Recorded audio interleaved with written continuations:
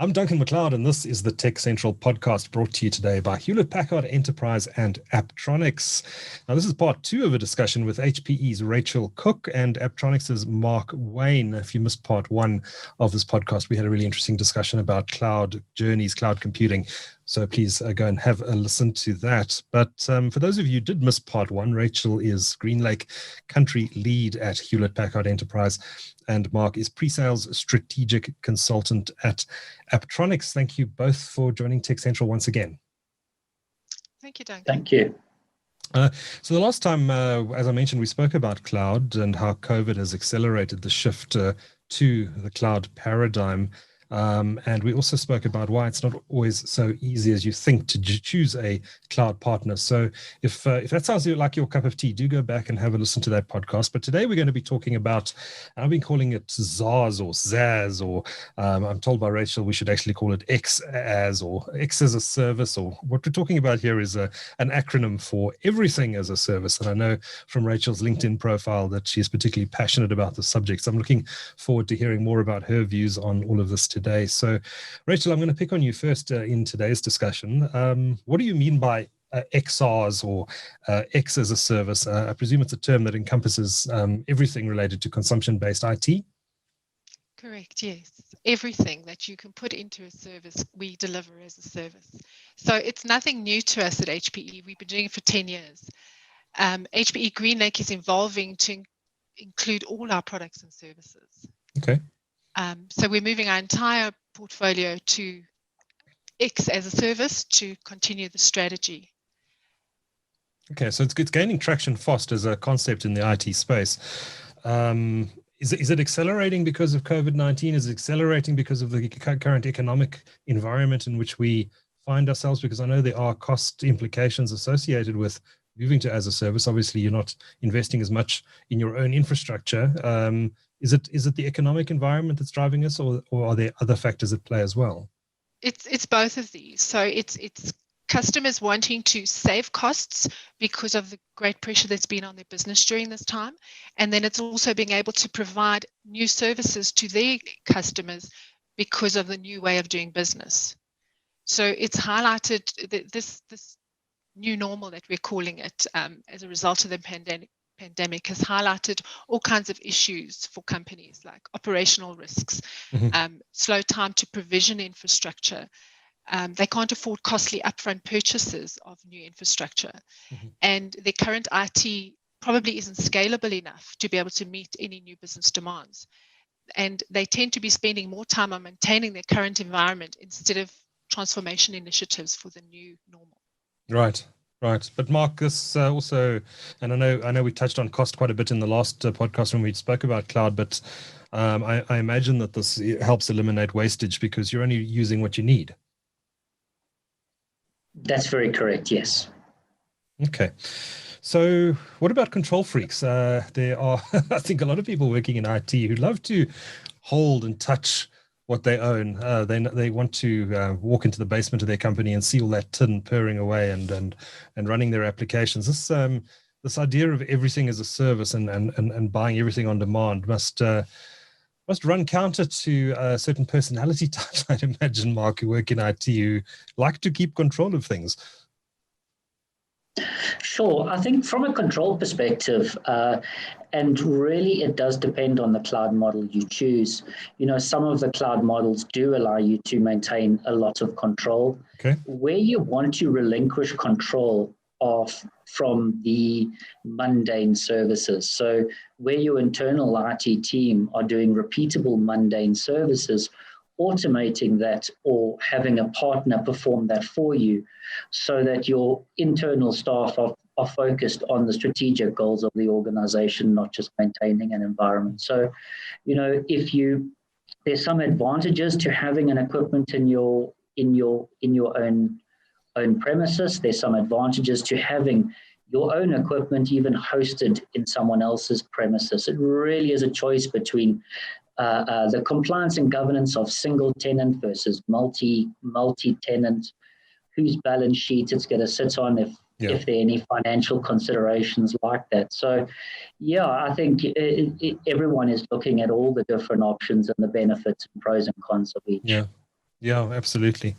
Now, Rachel, HPE has announced it wants to move to everything as a service as its basic model, as I understand it, within the next 2 years or so. What does that mean exactly? What's the motivation for it? And how does everything as a service support the new normal we find ourselves in? So everything as a service is not only cost effective, but also allows organizations to scale easily and improve their agility and time to market. It enables organizations to achieve a cloud-like experience in their own data center so they can see and feel and touch the infrastructure in their data center. It enables them to, for applications that can't go to public cloud, they keep them on-premise in their own data center.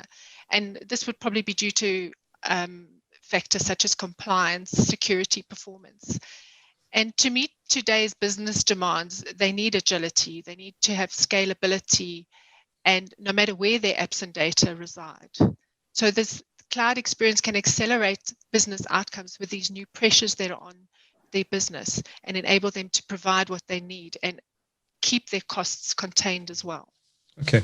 Now, I know that HPE GreenLake is not a new solution from HPE, but it sounds to me like this is evolving to include basically all HPE products and services. Is that right?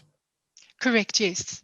Everything that we do will be delivered as a service via GreenLake within the next 2 years, yes. Okay, interesting. Where does the word GreenLake come from, by the way? And I know I'm putting you a bit on the spot here because I didn't brief you beforehand, but do you know offhand where GreenLake comes from? It's an interesting name. It is, yes. So it comes from and it's not something we're probably used to here. If we think of green water, it maybe isn't that healthy. But sure. in countries like Switzerland, for instance, you would find these sort of lakes that reflect green, and somebody would go and sit there and be fishing, put out their line, sit there, and it's completely calm and it's quiet and they don't have to worry about anything. And that is what the experience of GreenLake is. You don't need to worry about the environment. It's all taken care of. You don't need to worry about a sudden rush of demand coming and not being able to contain it. It's all taken care of. Okay. So take us through GreenLake in a little bit more detail then and what it offers for customers. Let's say you're talking to a customer who doesn't use any GreenLake services right now, and they want the quick elevator pitch as to why they should be considering this and what it's going to offer them as a business. What would you tell them? So essentially we provide them with technology to meet their business needs. So they can weigh in on what type of technology they want, or we will design a solution that meets their business outcomes. And that technology is then either installed in their own data center or in a hosted facility. And we agree with the customer on a unit of measure. Depending on the underlying technology, it may be virtual machine as a service. We may charge them per gigabyte of storage.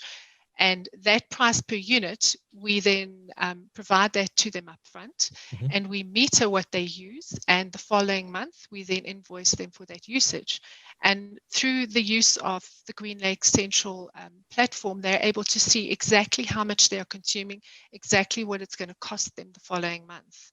And they can then budget for new business requirements that may need additional infrastructure, which would then incur additional costs. So we can include all sorts of things into that. Even the co-location facility can be part of the service. So we give them a buffer as well, so that if they start running out of capacity, there's a buffer available for them to use immediately, and they only pay for it when they use it. If there's a new business requirement where they need a lot of additional infrastructure or a different kind of infrastructure, it can very simply be included in the GreenLake model with a simple change request. Understood. All right. Now we do this. Sorry, carry on. I wanted to say we do this together with our resellers like Aptronics and deliver this as a seamless service to end customers. Okay, I was just about to say that Aptronics is an important partner of HPE's. And Mark, if I could bring you back in here, maybe just to talk a little bit about the role that Aptronics plays in terms of HPE's GreenLake offering. Aptronics has been a top-tier partner of HPE for many years, servicing customers' needs. HPE is designed and delivered collectively by HPE and Aptronics, leveraging the skills and expertise of both organizations. The value that Aptronics brings to HPE GreenLake is in the assessments of requirements, right sizing, design, deployment, support, and the service delivery of the HPE GreenLake solutions. From an electronics perspective, we also hold partnerships with enterprise software OEMs, furthering the service offerings. And this partner software can be included in the HPE GreenLake solution. And these include the likes of VMware, Citrix, Red Hat, Oracle, Beam, and countless others. HPE GreenLake with Aptronics as a partner just offers a wide portfolio of services that really brings the cloud experience to the customers wherever their apps and data are under one single management framework. Okay, and so what are some of the challenges that clients are facing that leads them to look at HPE GreenLake as a solution, Mark? The IT being as complex as it is, and especially with mid to large organizations, the complexity of the environment really just grows over the years. And part of GreenLake is the services. And as I was talking about those day-to-day services which are bogging down your IT staff, that can be included in the GreenLake offering. CapEx, people want to preserve CapEx spend and maybe go to an OpEx spend, but not adopt the public cloud. HPE GreenLake is basically cloud-based economics on premises. So it has all the advantages of cloud, and is really just a cloud model depending on the customers wanted out. Understood. Okay. So before we wrap today, Rachel, I know we touched, actually, I think both of you and Mark touched on this in our previous podcast discussion on cloud, but maybe just as a recap, and for anyone who might have missed part one of this podcast, we know that many South African companies are increasingly moving to the cloud, and this is accelerated as a result of the COVID-19 situation in 2020. We also know that it's not as cost effective as many people think it might be. How can HPE GreenLake help address this problem? Well, with HPE GreenLake, there are no upfront payments. I mentioned earlier that we set a unit of measure. So there's a unit price that is agreed up front and remains in South African rands for the term of the contract.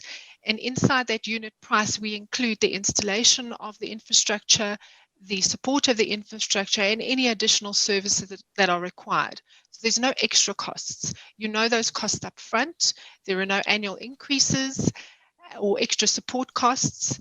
And extra capacity is always available when required through the on-site buffer, and the customers only pay for what they actually use. So the more you use, the cheaper the unit price becomes as well. Yeah, not too many industries where that happens, where it tends to be the more you use, the more you pay. So that's fantastic. That's one of the unique things I think about the IT industry. And of course, there is the GreenLake Central, which allows organizations to access to a central platform that allows them to monitor their cloud spending costs in minute detail, right? Exactly, yes. They can check their expenditure on the on-premise GreenLake environment and be able to check their public cloud usage as well, all in one platform. Excellent. Rachel Cooke is GreenLake Country Lead at Hewlett Packard Enterprise, and Mark Wayne is Pre-Sales Strategic Consultant at Aptronics. Thanks so much for sharing your insights with Tech Central. And if you found this useful and you've missed part one, again, I recommend you go back and have a listen to it. It's on Tech Central in our podcast section, or you can find it on YouTube, Spotify, or wherever else you consume podcasts. Just search for Tech Central, one word, and you'll find all of our podcasts on those platforms and others. Rachel, Mark, thanks again for your time. Thank you. Thank you very much.